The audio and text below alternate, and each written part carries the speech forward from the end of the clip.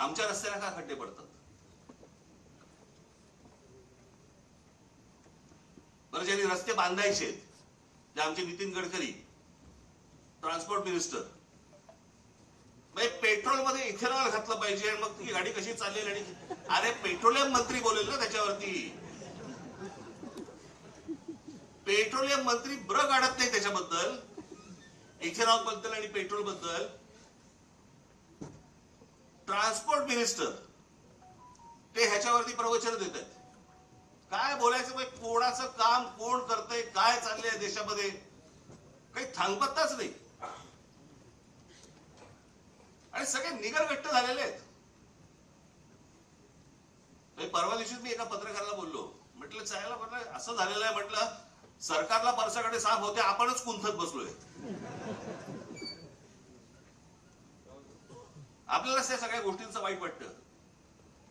हे काय चाललंय? झाडाच्या झाडं काढली जात आहेत, जंगलाच्या जंगल उद्ध्वस्त होत आहेत. लोकांना राग येतो, लोक राग व्यक्त करत नाहीत. व्यक्त करायचं साधन मिळालंय मोबाईल फोन, त्याच्यावरती काहीतरी टाकलं, माझा राग व्यक्त झाला. तो राग मतदानामध्ये पण दिसत नाही. नेमकं हवंय काय आपल्याला? आपण नेमकं पुढच्या पिढ्यांसाठी आपण काय घडवून ठेवणार आहोत, काय करून ठेवणार आहोत?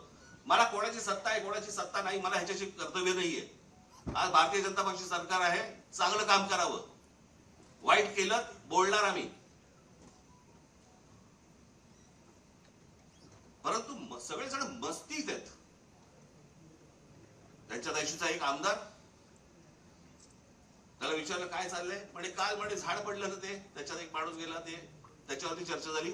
आज तो त्या गटारातला तो मुलगा पडला, त्याच्यावरती चर्चा झाली आणि हसतायत.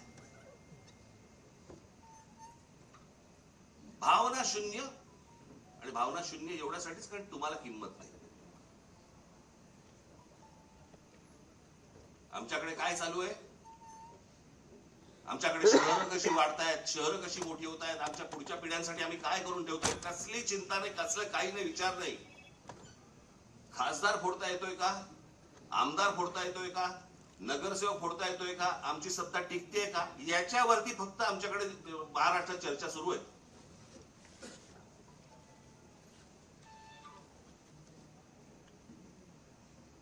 आता काय 3 वर्ष निवडणुका नाही, लोक म्हणणार मग आता काय आम्ही चिडून तरी काय मतदान पुढे? अरे मतदानाची ज्याला वेळ येते ना, त्याला अगोदरचा साचलेल्या गोष्टींचा विचार करायचा असतो.